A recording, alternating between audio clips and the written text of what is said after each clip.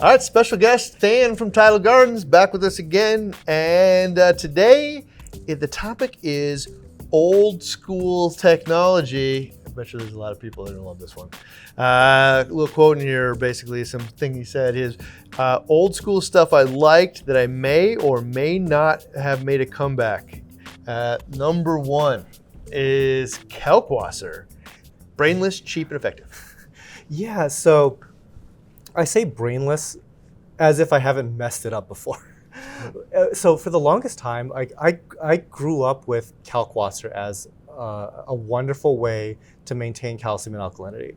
It's been around for 30 plus years, and it's only like recently become part of like the discussion, part of the zeitgeist in the reef aquarium industry for whatever reason. And it is kind of like funny how things are like kind of like cyclical in that way. So I, for the longest time, haven't used Kalkwasser because it is a highly like caustic solution, and it is possible for you to mess it up and dose it when it's not quite ready, to overdose it and essentially chemical burn all your fish and coral. Not great. And I have done that before because I have been that moron that did it improperly. But nowadays, there's like this access to cheap peristaltic pumps that are very good. Mm-hmm. Like I really like the Ecotech ones, for example. And it is so easy to set up Kalkwasser on a device like that. It's this ultra simple thing. It's like a trash can and a peristaltic pump, and you're done. And unbelievably easy. Unbelievably easy. And I've known for like a long time that there's something about Kalkwasser that is like some magic elixir. Tanks that run Kalkwasser look good. Mm-hmm. They just look really, really, really good. I think I know why. Do you? Mm-hmm. It's the pH. Oh, that's a very good answer. It's the conversation that we keep having about, if I go from 7.8 to 8.3 and increase the growth rates and calcification and density of the skeleton by 50%, mm-hmm. Did I do something bad? Or good? The answer is no. You did something par for the course, and you were I matched the ocean, sandbagging it. Instead of what I did when I let it go down to 7.8 is I decreased the biology or health of the animal by 50%. Yeah. Right? This thing, so I'm doing it worse, right? And like you're saying, well, my tank looks fine. There are areas of the ocean that look fine. They're depleted. It's called ozone acidification. It's from too much CO2 in the air, just the same way that a problem in our house, which is too much CO2 from us breathing, right? And every scientist in the universe will tell you that, like, it's been documented in every way. We can stop the discussion. It's been done. That those corals that are just a couple points low have thin, brittle skeletons. They are susceptible to temperature issues. They're susceptible to almost anything else, and the entire thing can get wiped out from ocean acidification. It's called reef tank acidification. You solve it with Kalkwasser, and that is one of the biggest things anecdotally that I've seen is tanks that run Kalkwasser grow coralline algae like mad, right? And tanks that don't. And so for my, just reference point, the 360 at my house had so much coralline algae there was a problem. It was just covering everything. I moved it to this facility here that has 100 people breathing in it. Coralline, man, is much, much harder to maintain. Interesting, right? Interesting. pH is harder to maintain. Kalkwasser is one of the solutions. We did an experiment on it, and it adds, for the same amount of calcium and alkalinity that you would add via most 2 parts, based on soda ash, you're increasing the pH twice as much. Not surprising, because like I think the pH of Kalkwasser is like 12 or something. It's like way up there. Yep, it's really high. The hydroxide is just a way, way better way of raising the pH than the soda ash. Interesting. Yeah, makes sense. Okay, so like I have this same problem, man. You say made a comeback, peristaltic pumps. I come to the same conclusion. I didn't destroy a tank. I grossly overdosed a tank, and luckily I knew what to do, and I dumped a bunch of vinegar in to solve the problem and get it back down. The only thing that died was like some xenia and a couple crabs. But like if I didn't know what to do, man, the whole tank was done. And if I didn't hear it in the middle of the night and knew what happened, everything was going to be dead. Mm-hmm. So, but I was using it based on an auto top off, and I was letting float valves dictate how much to dose, which is the dumbest thing I know to man now that I think about it, But like that was the way that people did it way back then. You know, is you put it in your auto top off, and you solved, you know, calcium, alkalinity, pH, and salinity all in one. You know, okay, now you do it the same way that you just described. Use a high quality dosing pump, and it's a 1-part machine. That's all it is. It just doses 1 part instead of 2. It's calcium, alkalinity. Yeah. And it offsets your top off, and it's effectively like once you figure out what your evaporation rate is, like you can have a lot of that covered by your Kalkwasser. Yeah, most of it will be covered by your Kalkwasser, and then your outer top is still there just for a little bit.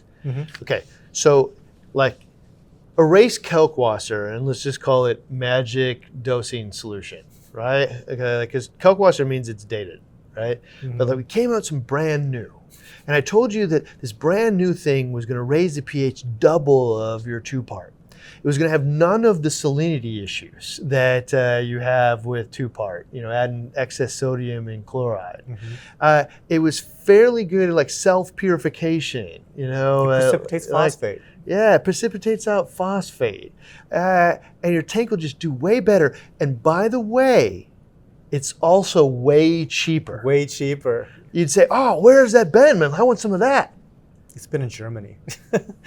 Dude, but I cannot, nobody will use it, man. Nobody. I don't know, like it's just such a weird thing. I'll use it. Yeah, and like even over at Worldwide, there's all the tanks they say, you know, they use it or do better with it than without. Not surprising. Okay, there is one caveat. Though, caveat to that is you need a big old container because 2-part, I'm going to dose 100 milliliters a day to a tank. This stuff, I'm going to dose 1.5 gallons. Yeah, we use like a 20-gallon trash can. Yeah, so in a display tank, man, like I can't put a 20-gallon trash can next to my tank, you know? But like in a basement thing, or if I'm willing to route cords and stuff, I think this is the biggest barrier. Yeah. Or it's if you had like an auto top-off reservoir, now it is full of Kalkwasser and not RO.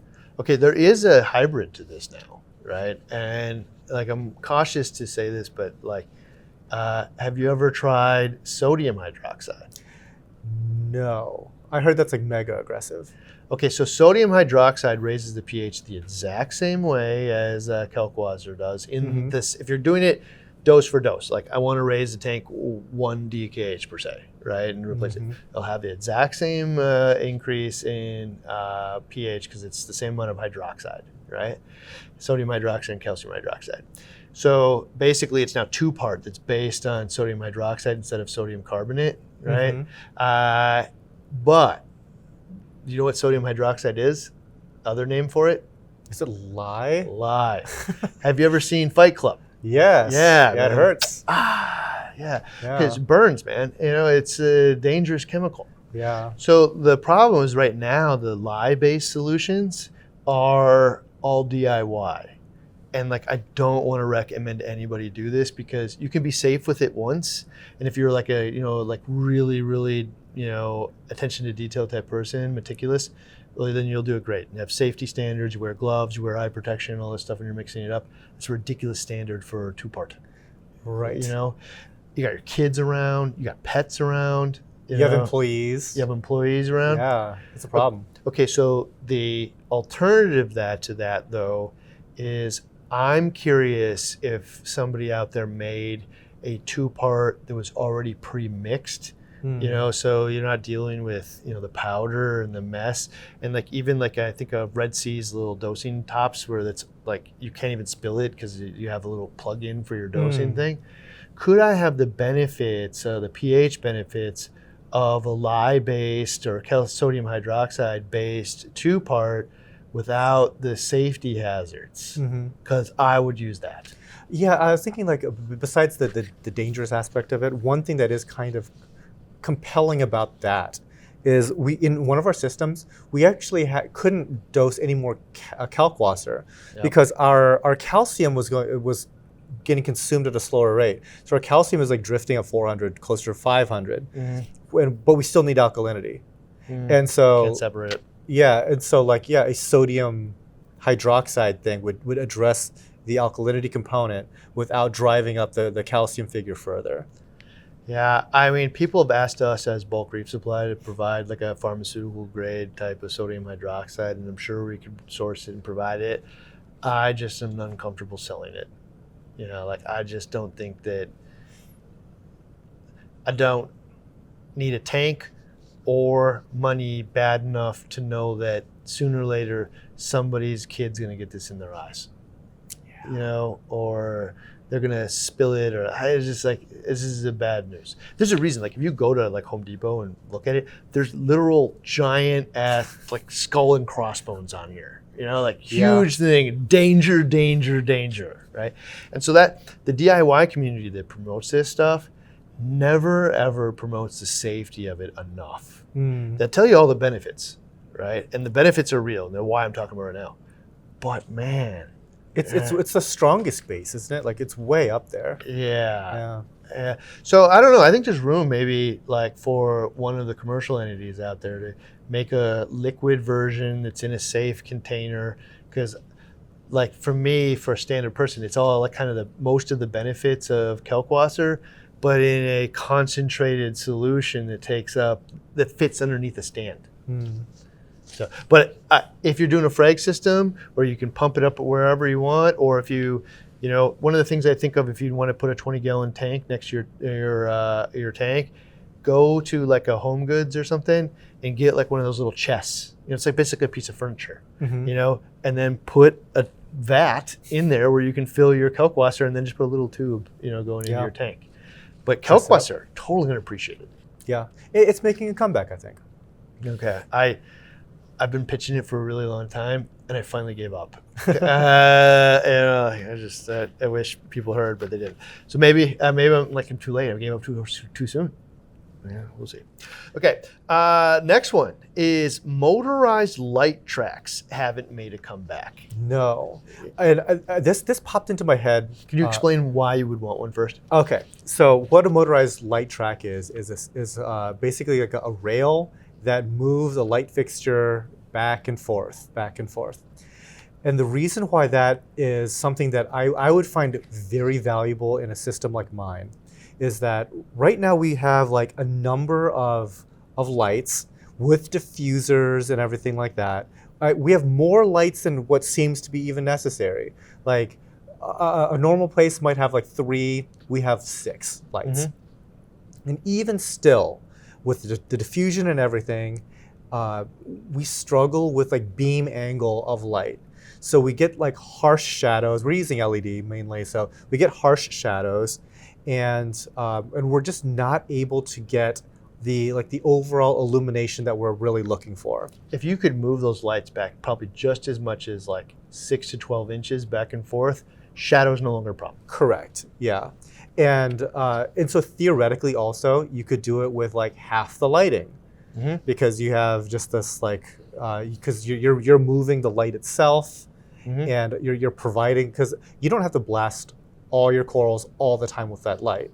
They just need like enough of it to get their photosynthesis done, move on, and it'll come back and it'll happen again.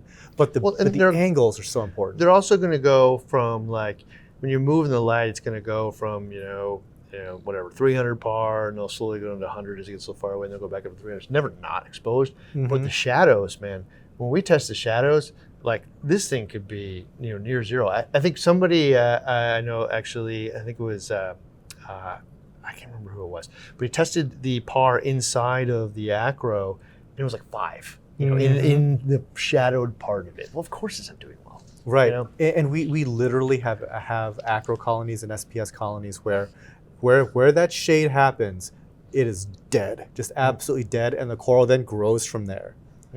But and so sometimes what people do is they kind of like find ways to angle lights here and there, but like a light rail would solve that problem and probably save you a lot in capital investment and electricity. So I'm gonna go on a limb here. I think I know why these things disappear.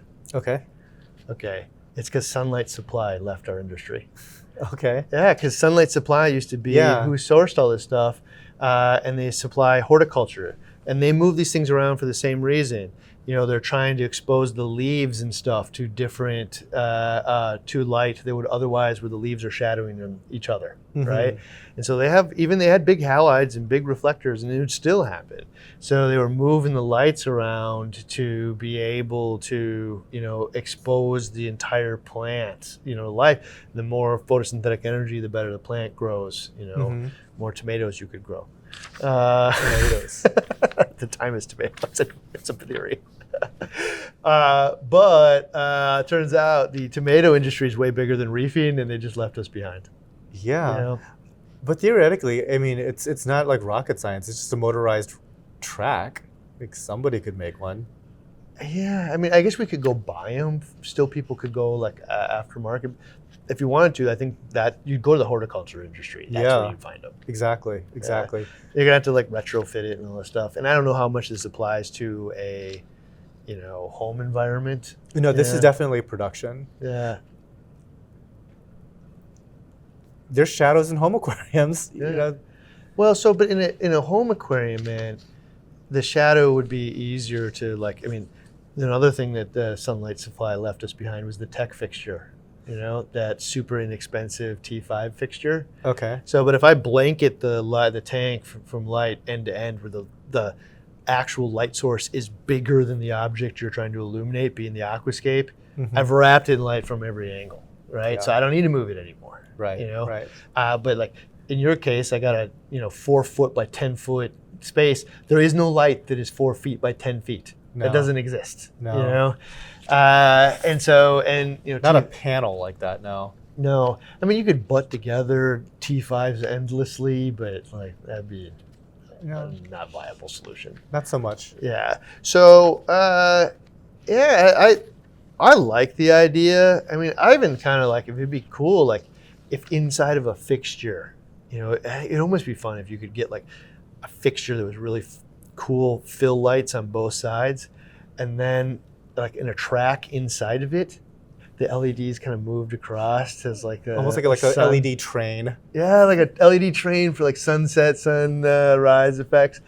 I mean, I don't know if you'd really want to move it back and forth all the time because it visually would look kind of strange. But even then though, if you're really thinking about optimal light, like I want to buy the coolest light out there known to man, like. What if it was a fixture, had some fill light strips on the side, and then I had the primary kind of pucks in the middle, and there's 3 of them or something, and they moved back and forth like 6 inches, but slow enough and blended enough that you wouldn't be able to visually see the artifacts of that. But man, are we coating everything in there really well? Yeah, that's legit. What a cool piece of technology that would be. Yeah, somebody go make it. All right, so the next one, UV.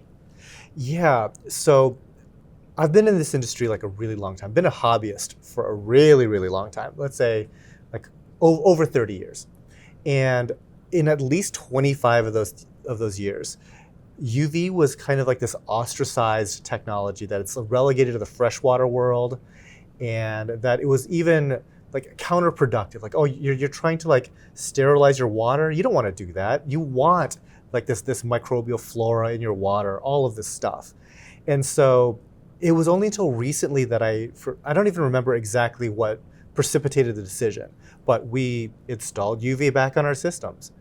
And it solved so many issues. I'm like, why didn't I do this before? And from now on, it's like, I'll always have UV on my system. It's so nice. I think of a couple of things.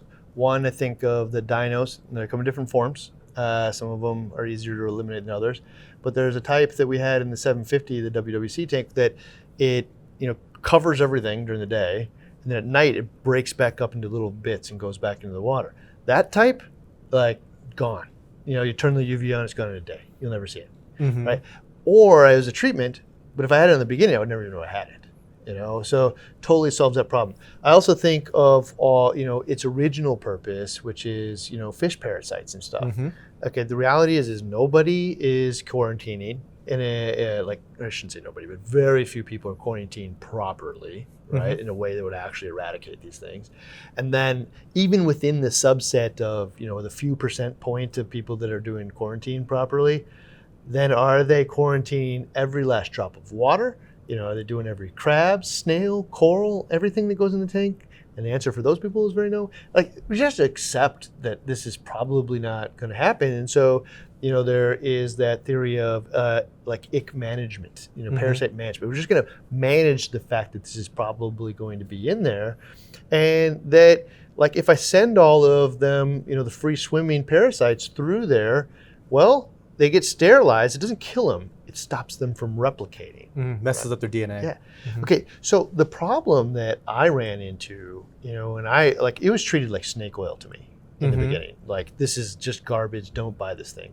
And, to me, I think it's largely like the little crappy, twisty ones of the world, they're like, this person that sold you this thing, wasn't really trying to solve your parasite problem. They were trying to sell you a product. Yeah. There's a lot of bad UV out there. Yeah. And I think that's part of where it came from. But the other part is, like, people were kept like quoting these like super dated, like, I don't know, scientific papers, I guess, like they're, God, they're like been out 30 years, and they're nothing like what you're trying to do, which is, I have a recirculating system in a reef tank, that has 10 fish in it, and I can recirculate the entire volume of water, probably 8 times an hour with the right dose and whatever. And so most of the free swimming things will make their way through there. Not all, but most.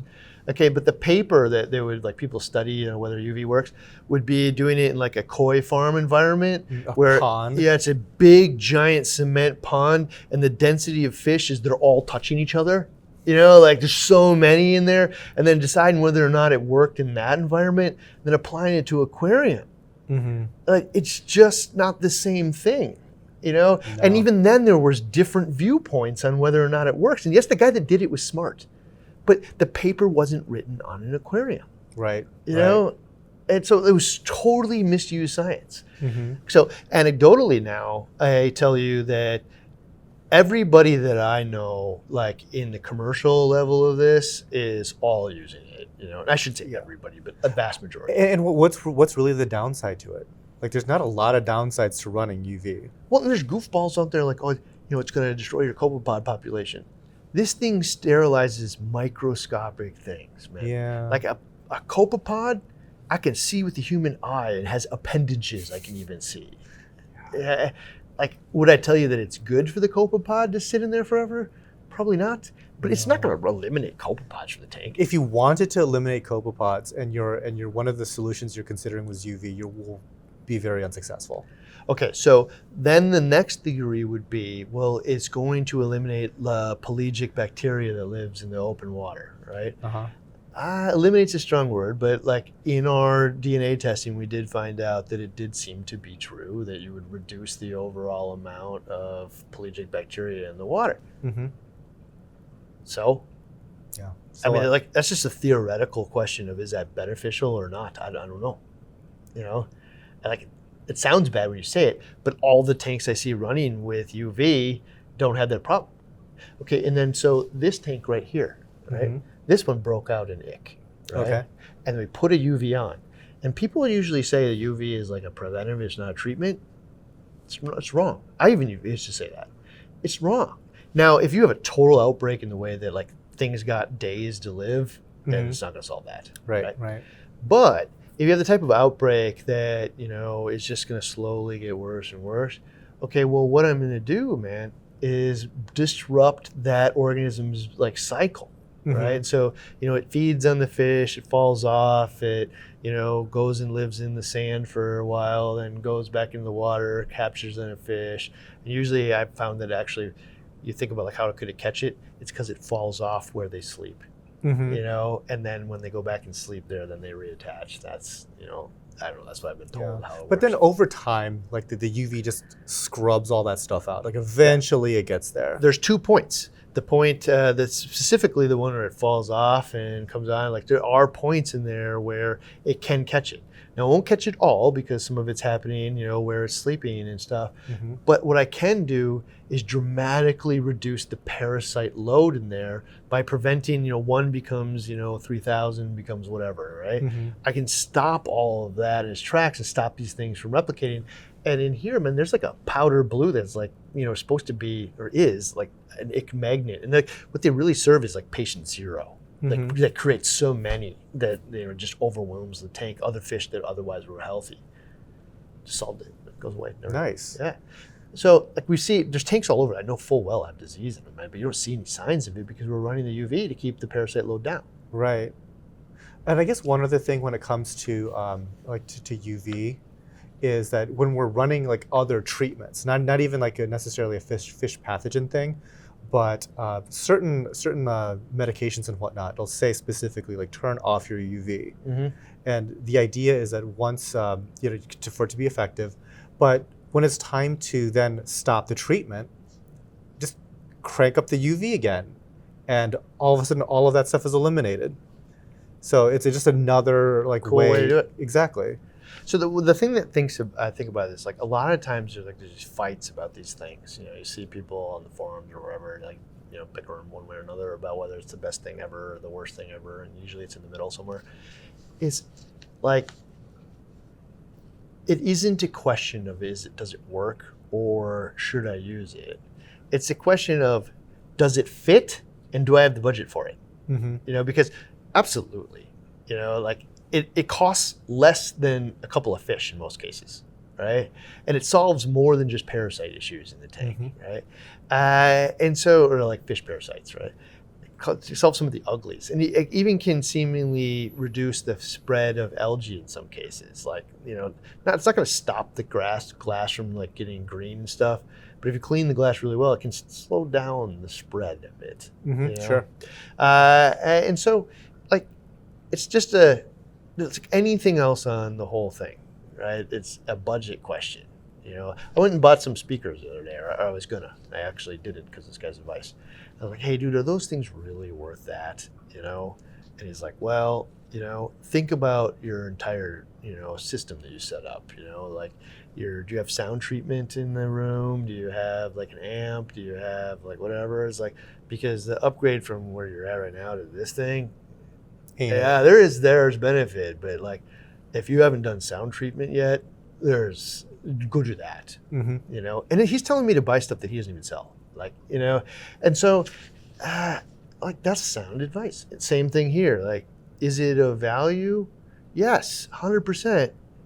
Do I need it on my tank more than something else? Because everything in a reef tank is a budgeted question at some point. It's also expensive, and space and budget. Yeah. It's not crazy expensive, but they do take up some space. Well, when you add it all together, there's a few $100s for the UV. I got to buy a bulb every year or so. It'd be better if I had a flow meter on it. And when I buy a flow meter, like all of a sudden, like the aquarium controller starts to look like it makes a lot. It ends up. It compounds. All right, next one here is. You said you wish that there was an LED UV. Yeah, wouldn't that be nice? Yeah, for whatever reason, like the UV range is not something that LEDs can currently produce very well. You can, man. They're just monstrously expensive. Is it? Yeah. Okay. Like, so you could do it, dude. It just like the replacement bulbs are fine for now. Yeah. I don't think even the wealthiest of people would probably balk at what it would cost to do right. Okay. Another old school tech, Ozone. Not popular at all, and really I don't think ever has been very popular. Took them 30 years to even try it. It's amazing. Yeah, I love it.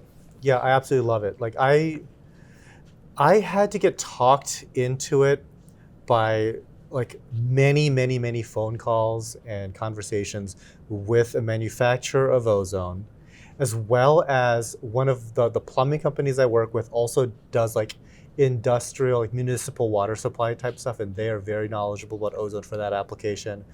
And I had all these conversations because it's like, it's one of those things that it's more like in public aquarium land, they would use ozone, but it's so uncommon at the reef hobbyist level. And for the sake of argument, let's say I was a reef hobbyist. The day that I tried ozone, it was miraculous, like how effective it was at clearing up my water. And that's really all I was looking for. But it has like all these other benefits. Like there might be like some sterilization stuff going on there. It completely knocks out odor. I mean, like, granted, you don't want to flood your entire place with like, that ozone smell, but there's ozone warning detectors that you can purchase to make sure that your air is within OSHA guidelines. But yeah, I mean, there's like all these like compounding benefits, and I was just thinking, why the heck don't people use this? And I was just thinking, well, it's because there's a lot of like worries about the dangers of ozone. But now that I've used it, it is such a non-issue to me. It's so good. The risks are so minimal. No brainer for me. I'm not a source of safety information on this one, so go do your own research. But this is what I found for myself. Right. Mm-hmm.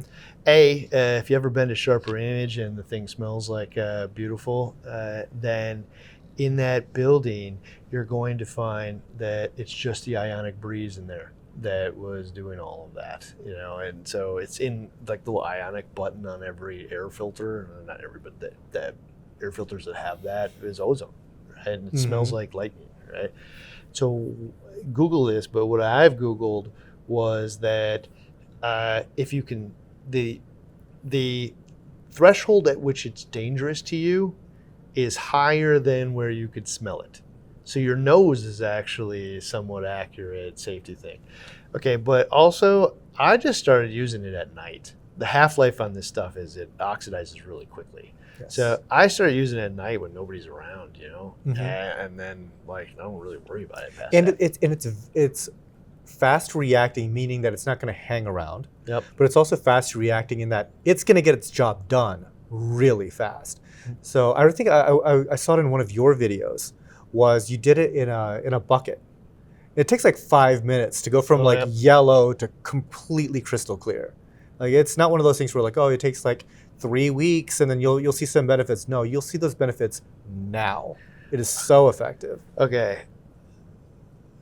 It's new. Like when did you start using it? Maybe a year ago. Okay. Let's say. Old but new, right? You started using it about a year ago. I think I started using it, I'm going to butcher this, but maybe like 4 to 6 months ago. Somewhere in there. Okay, the reason, I used it a long time ago, like 20 years ago, because I saw it on the systems over at Live Aquaria, and I wanted to kind of emulate that. Okay. But I didn't know what the benefits were to look for, and so I didn't continue to use it because I didn't know, Mm-hmm. But like then a friend of mine used it on his big long tanks, solved all of the yellowness in the tank. Once you see crystal clear, you can't not want it. It also anecdotally had a fish with a big giant ulcer that just solved, like the type of ulcer that doesn't go away on its own. All of a sudden, man, like turn the ozone on, and a week later, this fish is healthy again. Yeah, I mean, look. Okay, and then I heard that there was a fish, like a tank maintenance company, that has all of these inserts that look like garbage. They get dirty. The fake corals. And coral stuff. Inserts, yeah. Mm-hmm. And so they just turn the ozone on for a couple of days, and it clears them up, and then they turn it off. And like one of the problems with those things is like we could all just have our debate about whether or not they look good or not, but they look reasonably okay when they're clean, and they look terrible when they're dirty. Mm-hmm. And like, wow. And then I use it on my own tank. The slimes are going away. I believe in this thing now. We're doing experiments here that we'll share, in the reasonably near future. And so like I'm just getting pulse after pulse. And then thinking about it in terms of, in my case, it solved diatoms and dinos, but then I was thinking about it, it's just oxidants, right? Mm-hmm. It's an extra oxygen attached to, oxygen. So 3 molecules of oxygen, just desperately wants to get rid of one of them. Mm-hmm. Well, think about all the people that are dosing hydrogen peroxide to the tank, which is way more aggressive. And it's just another oxidant. Yeah. It's it's like a liquid oxidant. You're dosing a tank, solving things like dinos and diatoms and stuff as well. And given me the choice between dosing hydrogen peroxide and running ozone, it's ozone 100% of the time for me. I tend to like that. There's a reason I'm using the ozone and not dosing peroxide. Mm-hmm. I'm not willing to say I know enough about it to say that one is better than the other one from a safety perspective. I do like the fact that peroxide could be controlled as a very specific dose.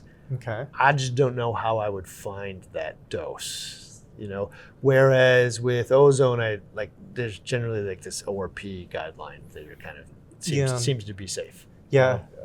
And ORP as a measurement is kind of interesting because it's like the shadow of ozone. It's not like a direct measurement of ozone.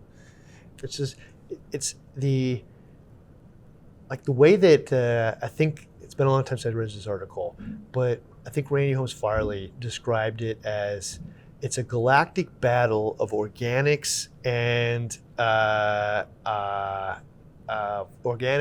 oxidants or something. I might be butchering this, but it's the balance between these two. Mm-hmm. So if I had a high ORP, people, this is where you get stuck in is a high ORP mean a clean tank? It doesn't. It just means that there's more oxidants than organics, right? Mm-hmm. Right? The ratio is going up rather. Okay, but that could mean I have tons and tons of turds in the tank and tons of oxidants. Mm-hmm. And that would be, 450. But it also could mean that I have very, very, very little turds and organics in the tank and very little oxidants because it's a ratio, kind of like oxidative potential. Mm-hmm. So you're right. And it's not a perfect thing, but there is enough anecdotal, usable experience from enough people saying... It's a strong enough correlation that you can kind of... It's like specific gravity versus salinity. That one's a little bit more pegged, but... Yeah, that's a tighter thing. It seems to be, if you are in this window, it will be safe for your tank, and it will do the job that you need it to do, I guess. The exact science and find the perfect dose isn't there. No. And it probably wouldn't matter that much. It's close enough. Okay, now I'm thinking, even oxidants, I'm thinking, one of the experiments we're going to start doing here is how many corals survive the peroxide dip.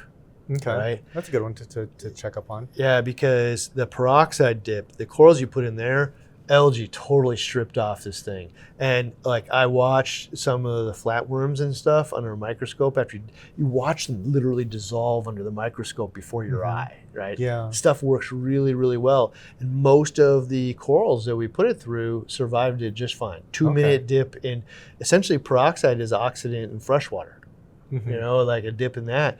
And it worked really, really well. And got rid of so many different types of pests all at once. Yeah, I think it's hyper effective. I also think though that in some of the corals that we had dipped, it's harsh on them. Oh, for sure. Yeah, so it's kind of finding that balance is important. It's the time, the strength, and some of them that just tolerate it all. There is one wholesaler I know that goes through so much peroxide on the incoming corals, they're considering buying a machine that makes it to reduce the cost of it. They're burning through that much because it's that effective for them. That's crazy. So we talk about, we deviate a little bit from ozone here, but the world of oxidants and how it applies to our tanks, I think in 10 years, we're going to see this as just totally normal way. This is how, ultimately what I want to get to is what are the paths that when I set up a tank, all the crap that you and I went through never happens to anybody in the future. Yeah, because it's there's just better ways to do it. Yeah. And why did you do it that other way? Didn't know any better. Okay, so I think of it this way. If I could get somebody to just do their water changes, find a way to just do their 10% weekly or the equivalent of, start it with a UV, use the ozone, right, and have the right pack of utilitarian animals in there, you probably will not go through any of the things I've gone through. Yeah. Possible. And at least way, way, way lower than, those things. Never is a strong word. Yeah. But what if you could reduce it 80%? Yeah. What a change. Yeah, but at the same time, it's also good to actually have these problems so you know how to deal with them. That's also important. Yeah, I guess I always think of the cookie analogy. I want my first batch to turn out. Yeah, there you go. Yeah. I just want to make the Nestle recipe, have the tank look awesome, and and I'll venture out from there. But if the first cookie that I make tastes like crap, I'm not doing this again. It's like, I don't want to be a baker after all. Yeah, I like get all it. that stuff I bought, I'm gonna throw away. I'm out. Okay, metal halides. Lots of people swear by it. Yeah, this is the stuff that I grew up on, and back in the day, I used to grow a lot of coral in a home aquarium under some 400-watt metal halides, and sure enough, they grew really nice. But we've, as an industry, have gone away from that for the most part, to the point that I don't even think that like a lot of metal halide bulbs are even available anymore. It's only a couple. Yeah, a couple reflectors. So this might be like like old man yelling at the clouds situation or whatever, but it's one of those things that the convenience and feature set of LEDs has pretty much just pushed that technology out, even if for the application it might have still been better. Because I think in the early stages of LED, the big benefit was that you could produce so much more light at so much less power. But nowadays, I mean, and that's still true for like Those garbage. There's tiny just cool tanks. factor is why it's popular. Yeah, because nowadays like a radion's every bit of 200 and something watts. So I'm running. It's not 50. generating it's not generating so inefficiently that it like so many of those watts are generating heat though is one of the things. I could definitely see that. Like all the heat that came off there is energy inefficiency. Yeah. And it could cause third-degree burns. It's that bad. Well, so this is one of the conversations we've been having over the last year was there a magic halide photon? Like there's something special about that. And if you talk to like any scientist, man, they'd laugh at you like you're stupid. There's something about it, right, that made it better. And so if we learn what that is, then you can go emulate that using today's technology. And in my mind, the first thing that comes to mind is that the halide, was this little bulb of light, but the real source of light was this giant reflector, because half the light's bouncing up and down, it's a circular bulb, so half is shooting up, right? Yeah. So the source of the light is really like this 2-foot cube in your luminarc, and you're covering angles. Yeah, you're coming from every angle, this giant box of light. Now, like we're using this tiny little light size this big. It's super easy to shadow, and there's 8 million of them. And before, the halide, I'm hitting, spectrums that are, hitting chlorophyll A, it's hitting C2, it's hitting most of the carotenoid zones, including the perdinidins. And so, like, it matched the known biology of the animal. Well, with LEDs, that was expensive, man, especially hitting down in that deeper range where chlorophyll A was. And so, like, those things were better, man, but like, why? And how do we fix it? And I think today's technology is catching up. I would definitely agree with that. I think that that the longer we have this conversation, the argument for metal halide gets weaker and weaker and weaker, just because since the inception of like the first AI Sol Blue that I tried to the LED fixtures now, there's no comparison. It's a night and day difference. The AI Sol Blue grew coral, by the way, just fine also. But we're way closer to truly high-end performance of these lights, to the point where you're shopping for feature set more than like absolute performance in many cases nowadays. Like they all kind of work pretty well. Okay, is there any universe? So you're saying that, halides, lots of people swear by it. Is there any universe, like if I gave it to you for free and all the bulbs perpetually for free, would you strip off all of the LEDs off your systems and go halides? Only under, so this again is going like into crazy town of design. But to me, there is an argument, if you wanted to do it right in a commercial setting, to basically make those like those cooling tubes that they do in like the tomato industry, where like all of like the reflectors and everything like that sit in these in like they're ducted. They're ducted. Yeah. And then so suddenly now it's like I also have a solution to quiet everything down and duct and heat out. cool everything down to a greater extent that I'm already dealing with. It's like suddenly it's like this is once again a compelling. That doesn't apply at home environment. You could do whatever you want in your home, but But I it's don't a know lot. anybody who wants a big, giant Luminarc lid with a duct in the side and an HVAC cooling system for it. Yeah. Yeah, like, It's not a lot of this stuff isn't for home aquariums, certainly. so for me, I have ran halides. I didn't feel like it was particularly more successful than other things, but I did feel that way about T5s. Right? Okay. Like, so for me, T5s were like plug them in the wall, and like everything that I ever touched was gold. Like I just never had any problems. I like T5 a lot, and especially for like videography. Nothing really competes with how good T5 is on camera. So they have that wide kind of blue sun spectrum, and it covers the entire range. It's very robust, very flattering light, whereas I think LED is kind of like more harsh and baked in. But I mean, coral don't really care about that quite so much. I wonder if it's more of just like a coverage thing when it comes to coral health, though. Well, and so this is my thing is like, pick a camp. There is a magic thing that's photon that comes out of that halide or T5 bulb that could never be replicated out of LEDs, right? If you're in that camp, stop the conversation. Don't have to have it anymore, man. There's just a magic fairy that does this stuff. Or there is something about, the specific spectrums, the shadows, the size and form factor, or something about the way that those lights worked, that allowed them to be better. And if we adopt that, then how do we get this out of the LED? Because the reality is everybody out there, decided that they liked the LED because of this tiny little form factor. They just didn't know. Nobody was telling you that it was inferior, like that it's easily shadowed, and that we skipped all of the deep violets because those deep violet LEDs are super expensive.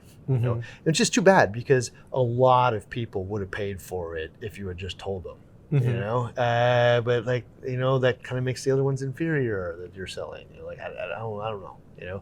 But if somebody had just told you, and so if I can look at it and say, well, most of the form factors of the LEDs were really narrow, really easy to shadow, and didn't cover the same spectrums as the T5s and halides of the world, fix that. And we largely have now.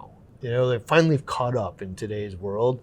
So, and like now you're using, radions in a commercial facilities. Like, would you say 200 of them? At least. Yeah. Lost count. Worldwide, all, radion. So like these are in a production facility producing. Yeah. Right. So we've gotten past that. Like, I just still think, man, like if we can change the conversation to not like, is one thing or better? Why is it better? And adopt the fact that those halide bulb manufacturers are going away, so it really doesn't matter. Yeah. Like there isn't a Reef halide manufacturer. There's a guy that makes halide bulbs, or companies that make halide bulbs, and they just happen to make this one run of these sometimes. When that company goes away, which it will, no more bulbs. It's already happened to most of them. Yeah. And so like part of that is if you really love those halide bulbs so much, well then embrace the future and like, how do I get that same performance out of the next thing? Because it's going to go away. And the only option really is go buy a lifetimes of those bulbs right now. Yeah. This is like a totally off topic thing, but there's like this thing in like home audio where people really like vacuum tube amplifiers. And there is a collector out there for a very old bulb or a very old tube that hasn't been manufactured since like the 60s or something like that. But it's like, it makes the sweetest sound, and they just go out there and try to acquire all the ones that were ever made, that type of thing. That might be the metal halide world in the future. I think the end of it was people don't like big in a small world, and nobody wants to deal with the heat. Yeah, I could see that. I like it.